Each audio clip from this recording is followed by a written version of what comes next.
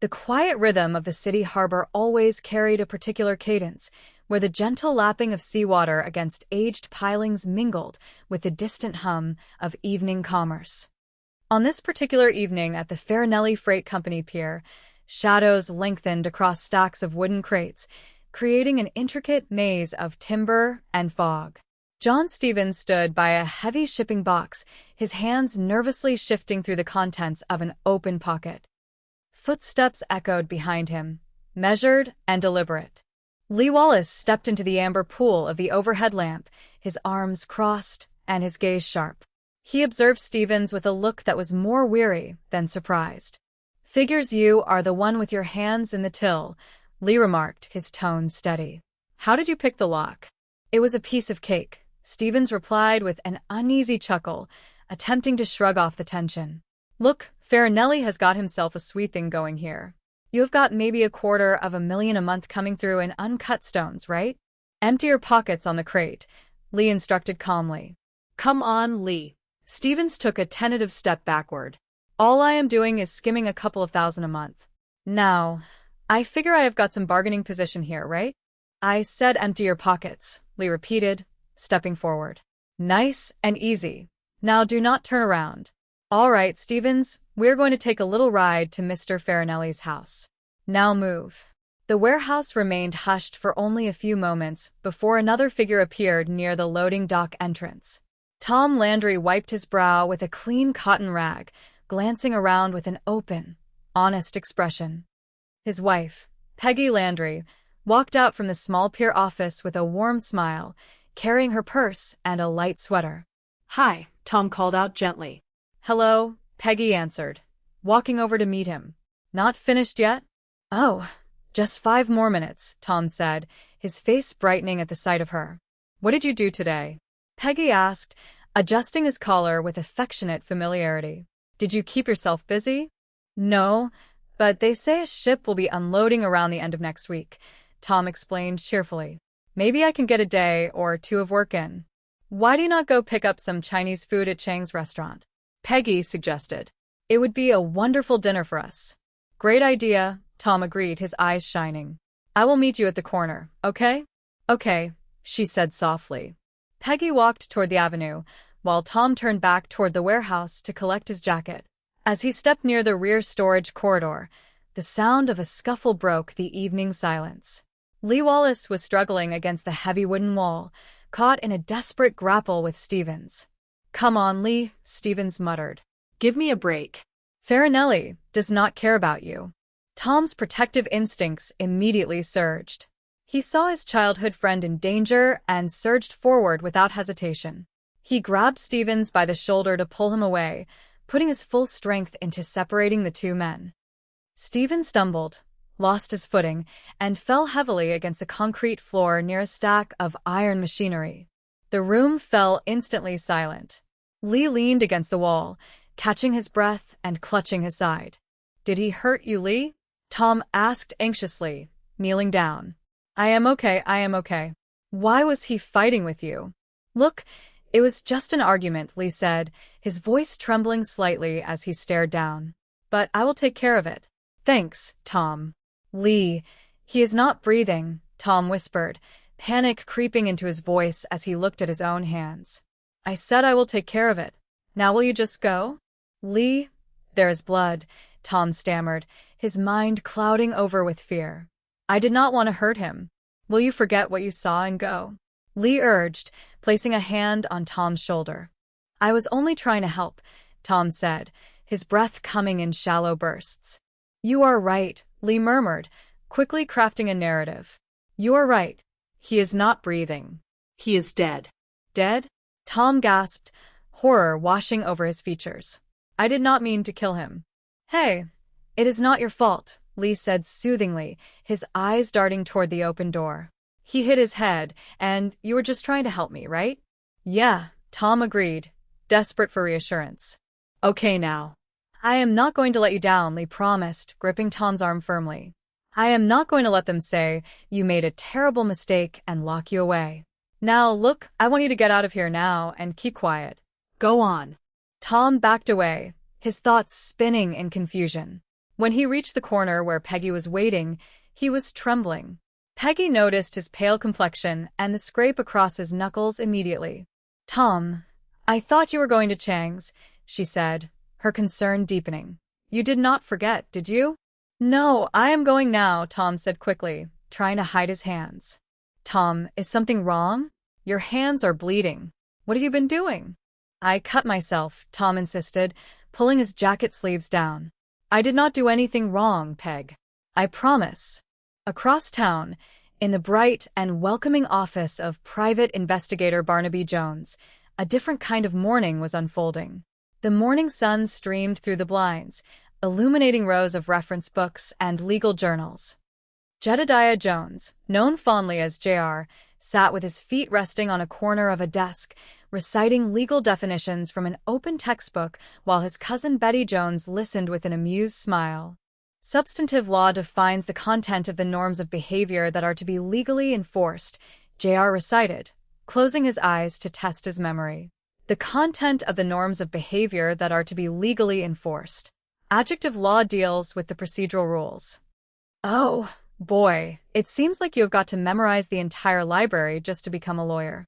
"Well, if it helps, keep thinking about all those handsome fees you are going to be able to charge once you pass the bar exam," Betty said with a cheerful grin as she sorted the morning correspondence. "And think of all the wonderful things you will be able to enjoy. Fine restaurants, classic motor cars, sailing trips."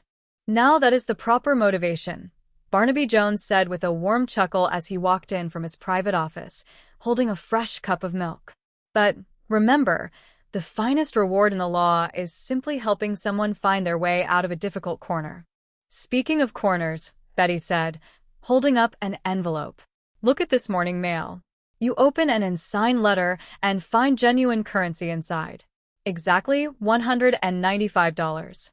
An unsigned letter with money?" JR sat upright, his curiosity piqued. Somebody emptied their piggy bank to hire a private investigator. "It is perfectly clear to me. A classic case of a person in distress sending out a quiet plea for assistance." "You know, JR, there is one profession you should definitely stay away from," Betty teased. "What is that?" JR asked. "Fortune-telling," she replied warmly. Barnaby picked up the note, adjusting his spectacles as he read aloud. "Dear Mr. Jones, a man named John Stevens has disappeared from his job at the Farinelli Freight Company pier. I hope this money is sufficient to employ you to investigate the matter." "All right, let's make a thumbnail sketch of the sender," JR suggested enthusiastically. "The $195 indicates someone who is carefully watching their household budget. Not a full $200, but every bit of savings they could spare." "Very observant," Barnaby approved with a nod. "And look at the typing. It is neat, properly spaced, with no corrections or misspellings. It was produced on an older standard office typewriter, not a modern electric machine. The paper has a distinctive watermark, though the company letterhead at the top has been carefully trimmed away with a pair of shears. So our sender is someone who works in an office, has access to standard company stationery, and cares enough about this John Stevens to spend their hard-earned money," Betty summarized. "Precisely," Barnaby said. "But the real question is why this person chose to hire a private investigator rather than simply notifying the police missing persons department. That is our true mystery." Down at the waterfront, the morning fog had lifted to reveal the bustling activity of the shipping docks. Inside the wood-paneled office of Farinelli Freight, Lee Wallace stood before the broad oak desk of Mr. Farinelli. Tom Landry waited quietly outside in the anteroom, his cap held respectfully in his hands. Eddie, Mr. Farinelli's primary assistant, leaned against a filing cabinet, his expression skeptical. "Good morning, Mr. Farinelli," Lee said smoothly. "I brought the young man I told you about." "Yes, I see," Farinelli said, steepled fingers resting on his blotter. "Eddie and I were just discussing the situation you had with Stevens the other night. As I explained, I tried to bring Stevens in so we could question him properly," Lee stated carefully, but he became aggressive. "Our main concern," Farinelli noted in a measured tone, "is whether Stevens was acting alone or if he had partners who also discovered our private diamond shipments." "We do not have to worry about anyone else," Lee assured him. "Stevens worked completely alone. It is my nature to be cautious, Lee, Farinelli continued. Like that young man outside. I understand he assisted you. Tom thought I was in trouble and stepped in, Lee explained. He is an old friend from our school days. I want to give him steady work on the pier, so I can keep him close. He believes Stevens fell accidentally during the struggle. Having him here is reliable insurance for all of us. Farinelli nodded slowly, considering the arrangement. Very well. Call the young man inside. Tom walked into the office, offering a polite nod. Tom, Farinelli said with a gracious smile, I have seen so little of you since your wife Peggy came to work in our front office. Now you will both be part of our company family. I hope that brings you satisfaction.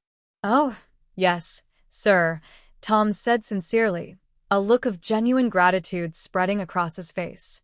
It really does. I truly want to thank you, Mr. Farinelli. You are very welcome, Tom, Farinelli said. You may wait outside for Lee. Thank you, sir, Tom replied, stepping back into the corridor. Eddie shook his head slightly once the door closed. The young man seems completely lost in his own thoughts. He is not foolish, Lee defended gently. He suffered a severe concussion during his military service when a vehicle struck an obstacle. His memory takes time to recover, but he is completely reliable and honest. We must always do what we can to support our young veterans, Farinelli concluded smoothly. Now, Eddie, please spend some time around the loading bays over the next few days to assist with the paperwork. In the employee break area, Peggy was helping Tom fill out his employment forms. Her eyes sparkled with hope, though a lingering curiosity remained. There are always so many forms to complete, she said with a soft laugh. Let us celebrate tonight, Peg, Tom suggested eagerly. A nice home-cooked steak dinner. How about we celebrate after you receive your first official paycheck? Peggy suggested gently. You know, Lee arranged this job very suddenly. You have asked him before for steady placement. Did something happen to make him change his mind? No, of course not, Tom answered quickly, focusing intently on the pen in his hand. He is just being a good friend. Let me finish these lines. A gentle knock sounded at the office partition. Barnaby Jones stood in the doorway, removing his hat with an easy, polite smile. Good morning. May I help you? Peggy asked, rising from her chair. Yes, my name is Barnaby Jones, he introduced himself warmly. I am an investigator, and I am looking for a gentleman named John Stevens. I understand he has been employed here. Well, yes, he is an employee, Peggy replied, her voice remaining carefully neutral. But he has not reported for work since last Thursday. No word from him at all? Barnaby inquired gently. No, he did not call.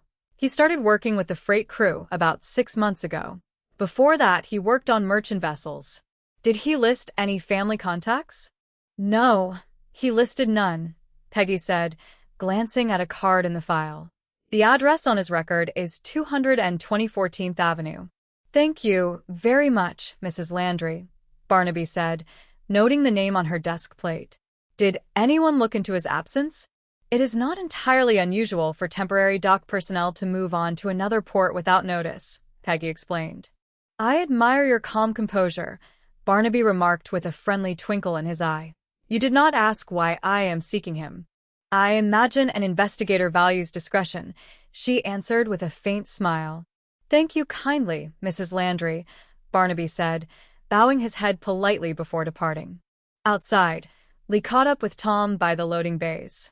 Look, Tommy, there could be a dozen ordinary reasons why someone is asking about Stevens. A credit company, an old acquaintance, anything. You must not worry yourself. Just focus on your work and trust me. I trust you, Lee, Tom said earnestly. I really do. Barnaby and JR visited the modest apartment building on 14th Avenue. The building manager, Mr. Cooley, leaned against the doorframe of Stevens' room, twirling a brass master key. Thursday morning was the last time I saw him, Cooley explained.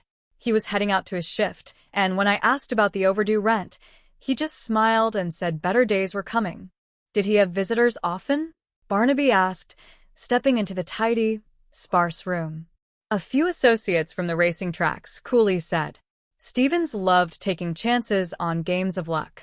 Most of the time he came up empty, but every once in a while, he seemed to find a streak of fortune. You are welcome to look around, though there's not much left behind. Barnaby examined the small wooden dresser, opening the top drawer to reveal a small cardboard box containing 3 pawn shop receipts spanning the previous 4 months. Look here, Jedediah, Barnaby said, holding up the slips. Pawn tickets for modest loans. If Stevens occasionally struck good fortune, it is curious that he never returned to redeem these items. And whoever wrote us that letter used the word disappearance, JR noted thoughtfully. That implies something far more permanent than simply skipping town on rent. Their investigation led them directly to the pawn shop operated by Mr. Birch on the lower avenue. Birch adjusted his magnifying loupe and brought out his ledger upon seeing the receipts. Yes, I remember, Mr. Stevens, Birch said. Each transaction involved high-grade, uncut stones. I provided a standard loan value of roughly 40%. Did you inquire where he obtained such gems? Barnaby asked. I joked once about a wealthy relative overseas, Birch replied. I even offered to purchase the stones outright at a premium, but he declined. He preferred using them as collateral so they would remain safely in my storage vault. Barnaby nodded thoughtfully. Uncut stones are heavily monitored in the standard diamond exchanges. Stevens knew that trying to sell them openly would invite immediate scrutiny. Keeping them in a secure vault under a loan ticket was his way of keeping them hidden in plain sight. Upon returning to their vehicle, JR checked his notebook. The paper manufacturer confirmed that Farinelli Freight is one of their primary commercial accounts, using that particular watermarked stock. Every path leads directly back to Farinelli's operation, Barnaby concluded. We must proceed with care and ensure that innocence is protected wherever it lies. Meanwhile, at the Landry household, the evening meal was quiet. Peggy watched Tom carefully as he sat at the kitchen table, his expression troubled. Tom, we have always been honest with each other, Peggy said softly, placing her hand over his. Of course we are, Peg, Tom answered, looking up. A lot of the challenges you face are not your doing, she continued with deep tenderness. When you become confused or upset, I know your heart is always good. But last Thursday, you returned home with injured hands, and the very next morning, Lee arranged this new position for you. What difference does the day make? Tom said, trying to deflect the subject with a gentle smile. Look, I found something nice for you today. He reached into his pocket and placed a delicate silver-colored bracelet on the table. Tom, you know we agreed to save our funds, Peggy said gently, picking up the small piece of jewelry. It was a special bargain, Tom explained proudly. Only $30. I borrowed a little from Lee. The vendor said it was worth hundreds. Peggy looked at the simple stamped metal with a sympathetic expression. Tom, sweetheart, this is simple costume jewelry. It is worth perhaps $2 at most. $2? Tom's face fell, his voice tightening with confusion and hurt. You mean I was taken advantage of? Oh, Tom, it does not matter, Peggy said, trying to soothe him. It is the thought that counts. I want to return it, Tom insisted, rising from his chair, his frustration bubbling to the surface. People should not take advantage of someone who is trying to do something nice for his wife. Tom, please sit down, Peggy urged, holding his arm. You must not let small misunderstandings upset you. Your strength is great, and you must always keep it in check. Remember how much we have built together. Tom paused, looking at Peggy's caring eyes. The memory of the warehouse incident flashed across his mind, heavy and terrifying. I've got to get some fresh air, Peg, he whispered. I will be right back. The following morning, Barnaby Jones visited the Landry residence. Peggy opened the door, her eyes reflecting a sleepless night. Mrs. Landry, Barnaby said warmly, taking off his hat. May we share a brief conversation? Please come in, Mr. Jones, she replied, stepping aside. Barnaby sat in the comfortable armchair and gently placed the anonymous letter on the coffee table. This letter requesting an inquiry into John Stevens was prepared on the very typewriter you use in the freight office. Peggy let out a long, quiet sigh, sitting opposite him. I suppose I was not very clever. When Tom returned home that night, he was confused and frightened. He hid a small leather wallet in the closet, and I do not even think he recalls doing it. His memory remains affected by his past injury? Barnaby asked with profound empathy. We were sweethearts in school, Peggy explained, her voice full of enduring affection. When he returned from his military service, he had to relearn so much. We have made wonderful progress together, day by day, month by month. But when he appeared so terrified last week, and Lee Wallace suddenly offered him that job, I knew something was terribly wrong. Why did you reach out to me rather than the authorities? Barnaby inquired gently. Because I love my husband with all my heart, Peggy said, her eyes shining with emotion. I wanted the absolute truth uncovered by someone who would look at the facts with wisdom and fairness. I could not bear the thought of Tom being blamed for something